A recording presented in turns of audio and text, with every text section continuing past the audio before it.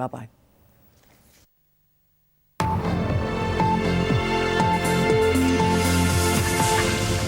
Welcome back. Our next guest nearly didn't come on set after that last item. Here she is, Amanda Mealy from Holby City. I've got curly hair. I was standing there thinking, oh no, I can't go on now. I'm going to go home. But why? Your hair's lovely. Yeah, but you were talking about curly hair Yes. and the fact that... No. Is that naturally curly? Mine's natural. Of course it is. It couldn't look natural, like but- And it's lovely. Very nice. We're only jealous, OK? So, feisty surgeon Connie Beauchamp from the BBC medical drama Holby City doesn't let anything stand in her way of ambition when it comes to work, but in a dramatic storyline that unfolds in tonight's episode, her hard work comes at a high cost. Yes, Amanda, who plays... As you've seen her already here. Please, Connie. We're going to have a look at your role. We're going to have a quick look at... Yeah. Yes, here we go. Here's a preview. Oh, right. Is it too much to ask for a computer to work in this place? It is today. Seems to be problems all over the hospital. Ah, here we are, looking with the right number of H's. So, what's the problem today? Well, the IT system is from the Ark, basically. I mean, the problem with Grace's nanny. Oh, nothing. Margarita's on holiday. She booked it months ago. Couldn't talk her out of it, though. Never mind, got a temp. Just need to hold on till 6. Grace doesn't need to. I can swap this with Rick and I'll pull a double tomorrow. No, so Anna is more than capable, OK? And, oh, look, if you want to do anything for Grace, look after yourself. OK? Ah, but that's before it all starts going horribly wrong. Good morning, Amanda. Good morning, Dan. Yes. So you've got your big episode, or episodes, because it's a two-parter, isn't it? Yes, yes. So what happens? She's got a little baby. She had baby Grace, who, I don't know, I suppose it's the modern-day scenario, isn't it? She, you know, working mother, leaves Grace at home with the nanny. It's a temporary nanny on this particular day, and has to field calls from the nanny about where's this, what's this, how does this work, She can't do that. High-powered surgeon can't do that. Has this revolutionary, groundbreaking operation to perform and a chance to make kind of medical history in the country. Can't be dealing with a nanny constantly phoning, so switches the phone off. And then by the end of the episode, we find out why she'd been calling. Oh, no. I think we can see why. Can we have a look at that now? Can we? Hannah? Where's Grace? She fell. She fell. Grace!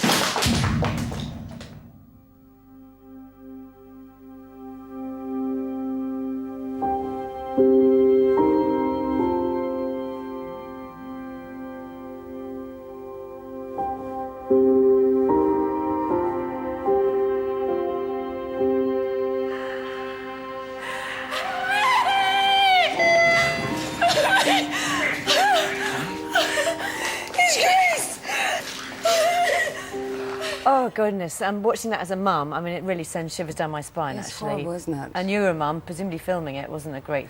Do you know what? Filming it was really, really traumatic. It takes about 2 weeks to film an episode.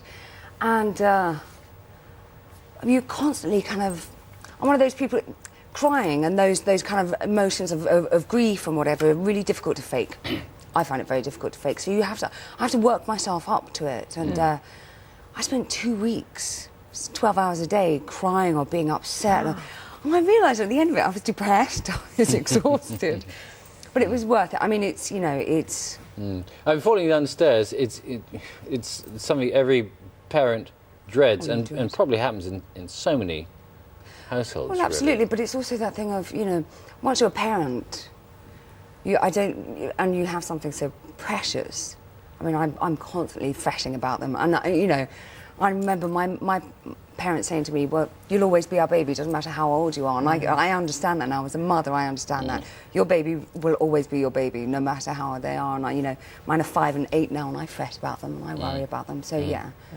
Interesting for Connie as well, because she's so ambitious, isn't she? Well, we don't see this side of Connie. We see her at work, and she compartmentalises things. You know, she's at work, that's it. She will not allow her emotions to be shown at work because it's inappropriate and So you never get to see that side of her. But I spoke to quite a few people, quite a few surgeons about, because I was worried that, you know, how would a woman who's such a, you know, brilliant surgeon be so vulnerable and so inept when you know, something happens to her baby. And most of them said when it's your own, when it comes to your own, you forget everything. You know, or you go back to that primary thing of being a parent. Away from the wards of Holby City, you've been doing some other work, of course, with Save the Children in Sierra Leone. Yeah. In Sierra What happened Leone. there? I went over to, well, I heard about it.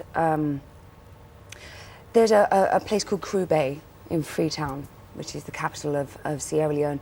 And these people live on the rubbish. There are 2 rivers that come down the hill of Freetown and converge and go into a bay.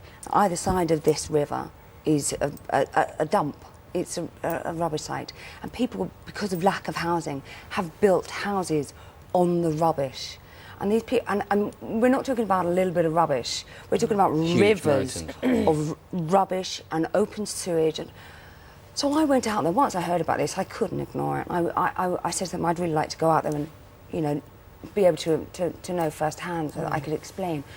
And there's a website called the Crew Bay Project, which will give you a really, really good 3D picture of Crew Bay and introduce you to the people. Because it's desperately unhealthy to live there. So unhealthy. It's rife with cholera and malaria and, you know, all preventable diseases.